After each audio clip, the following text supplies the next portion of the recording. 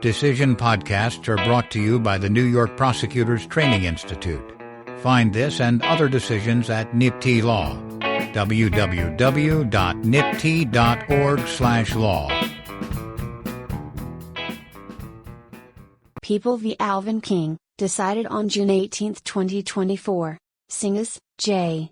The narrow question before us on this appeal is whether amendments to the CPL imposing additional requirements that the people must fulfill before announcing their readiness for trial apply where the people declared ready for trial before the amendment's effective date. Because the amendments did not vitiate the people's prior readiness statement, we hold that they do not. Thus, we reverse the appellate division order. Defendant was charged with attempted second-degree murder, second-degree assault, and other charges, arising out of an incident where he threatened his children with a knife and stabbed his pregnant wife several times in her hands, feet, and chest. In 2019, defendant was indicted, and the people declared ready for trial with approximately 1 week remaining on their speedy trial clock. On January 1, 2020, amendments to New York's Discovery, CPL Article 245, and Statutory Speedy Trial, CPL 30.30, rules went into effect, and the old Discovery rules, CPL former Article 240, were repealed, see generally People v. Bay. On January 27, the first day of trial, defendant moved to dismiss the indictment on statutory speedy trial grounds, arguing that the people had become unready for trial when the amendments came into effect and had failed to file a certificate of compliance with the new Discovery rules, COC, as required by the amendments and announce their readiness before their statutory speedy trial time expired. Supreme Court denied the motion, holding that the amendments do not apply to cases arraigned before January 1, 2020. The jury acquitted defendant of attempted second-degree murder but convicted him of the remaining counts. As relevant here, the appellate division, with one justice dissenting, reversed the judgment, granted defendant's CPL 30.30 motion, and dismissed the indictment. The court held that the people were placed in a state of unreadiness on January 1, 2020, and were required to file a COC to become ready thereafter.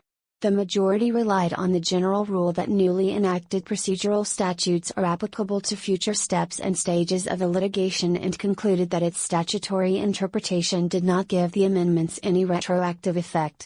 Even assuming the people were entitled to certain exclusions of time, the court determined that the people were chargeable with a total of 185 days over the 181-day limit applicable to this case. The dissent would have held that the majority's interpretation of the law gave it retroactive effect, and that the legislature did not intend the new Discovery laws to be applied in a retroactive manner. The dissenting justice granted the people leave to appeal. Resolution of this appeal depends on whether any delay after January 1, 2020, is chargeable to the people. The answer to that question hinges on whether, in a case where the people had validly declared ready for trial prior to the effective date of the amendments, those amendments reverted the people to a state of unreadiness when they came into effect, requiring them to file a COC to regain their readiness status and stop the speedy trial clock.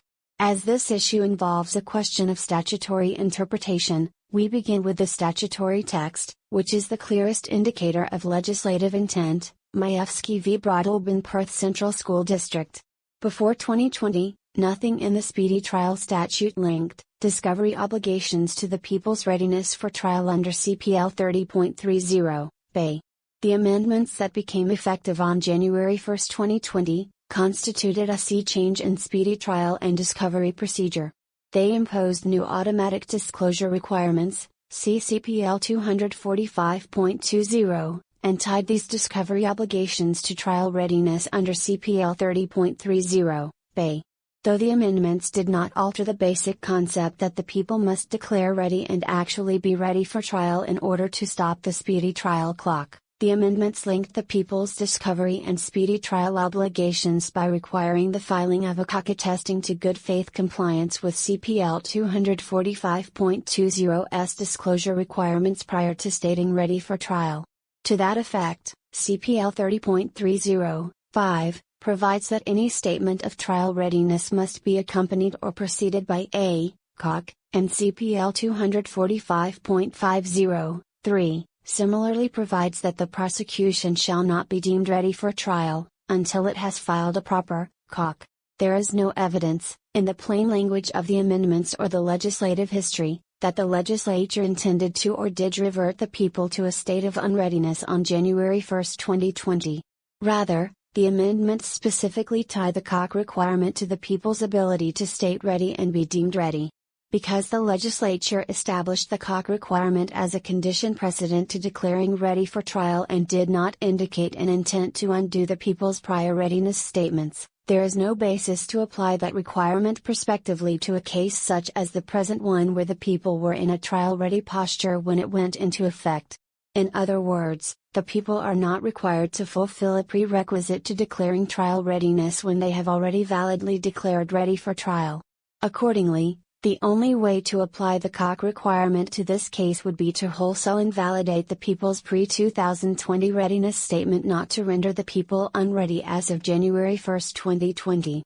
Because the language of the amendments does not expressly or by necessary implication require this plainly retroactive application, we cannot conclude that the legislature intended for the COC requirement to apply in this manner, Majewski.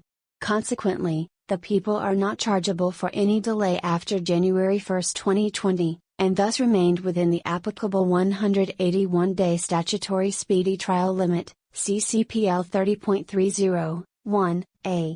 Accordingly, the order of the Appellate Division should be reversed, defendant's motion to dismiss the indictment pursuant to CPL 30.30 denied, and the case remitted to the Appellate Division for consideration of the facts and issues raised but not determined on appeal to that court. Order reversed, defendant's motion to dismiss the indictment pursuant to CPL 30.30 denied, and case remitted to the Appellate Division, 4th Department, for consideration of the facts and issues raised but not determined on appeal to that court. Opinion by Judge Singas. Judges Garcia, Canataro, Troutman and Halligan concur. Chief Judge Wilson concurs in result in an opinion. Judge Rivera dissents and votes to affirm in an opinion. Decided June 18, 2024. Decision podcasts are brought to you by the New York Prosecutors Training Institute. Find this and other decisions at NYPTI Law. www.nypti.org/law